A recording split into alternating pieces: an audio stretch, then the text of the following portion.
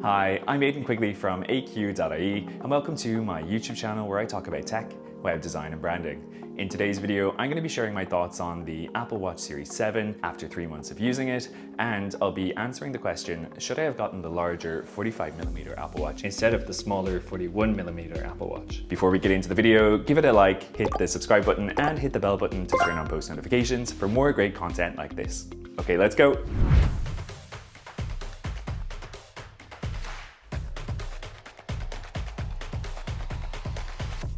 So to give a little context, I was upgrading from the Apple Watch Series 1, which was stuck with watchOS 6, so it couldn't get some of the latest updates available in watchOS, like multiple timers for instance. So with that in mind, let's get into my review of the Apple Watch Series 7 after 3 months. So the first thing that I notice about the Apple Watch Series 7 compared to the Series 1 is the size and the display size. The Apple Watch Series 1 that I had was 38mm and the Apple Watch Series 7 has increased its display size to 41mm, which is quite a significant display increase. The one thing about it though that kind of bugs me is that it's still a little small for tap targets. If you're using the calculator app for instance, or trying to swipe on the keyboard, it makes it a bit difficult to do so.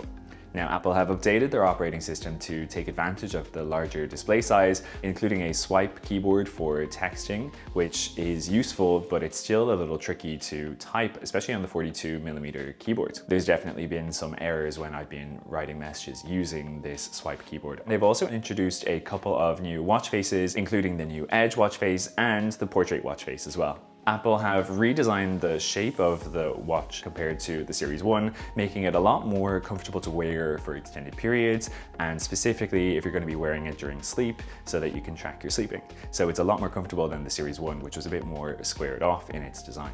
Another great thing about the Apple Watch Series 7 compared to the Series 1 that I had is the always-on display, which is super useful if you just want to have a quick glance at your watch and check the time without alerting everyone by raising your wrist so that you can see the watch face. And compared to the Series 6, Apple Watch Series 7 is a lot brighter even when your wrist is down. The display on the Apple Watch Series 7 is incredible. It's a 1000 nit peak brightness display, so you're going to be able to see the screen even if it's very bright outside.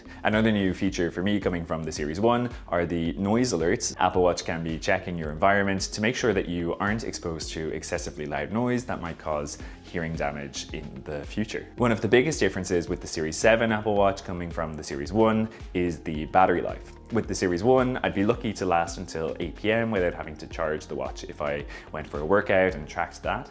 But now with the Series 7, I can do a workout, whatever, and it lasts pretty much the whole day. Apple say it has an 18-hour battery life, but for me, most of the time I get a full day, maybe even a day and a half out of it. Apple have also included fast charging with the Apple Watch Series 7, which means that you can charge your device a lot quicker. For instance, if you're going to sleep and you don't have enough battery to last until the morning, a quick 8 minutes of charging will give you 30% of battery life, which is enough to do a full night of sleep tracking. Also new for me, coming from the Series 1, are the ECG and the blood oxygen level tracking, although I find that these features are a little more gimmicky than useful. That said, the heart rate monitor is a little more accurate, a little more sensitive, so if I was running on a treadmill, for example, the Series 1 would have difficulty constantly checking the heart rate and keeping that displayed, but the Series 7 seems to manage that a lot better.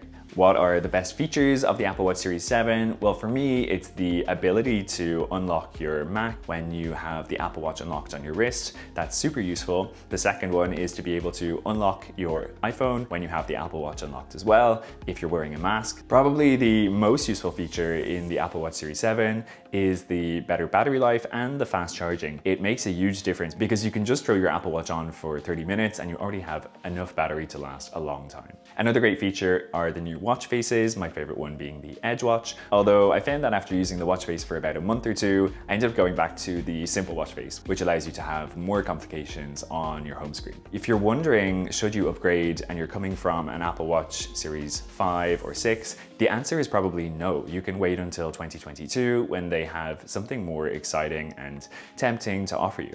But if you're coming from a Series 4 or prior to that, or it's your first foray into Apple Watches, I'd say that yes, the Apple Watch Series 7 is a great buy. Now, to answer the question, should I have gotten the larger 45mm Apple Watch? The answer is yes. I wish I had gone for the 45mm Apple Watch because it would have made typing a lot easier easier, using the calculator a lot easier, or using any application where you have to be more precise with your tap inputs. If you're thinking about getting an Apple Watch, I'll leave a link in the description below. If you have any doubts about the Apple Watch Series 7, or you want to know something that I didn't cover in this video, put your questions in the comments below and I'll get back to each one. Going from the Apple Watch Series 1 to the Series 7 had so many upgrades and so many useful features that it really was worth the purchase for me.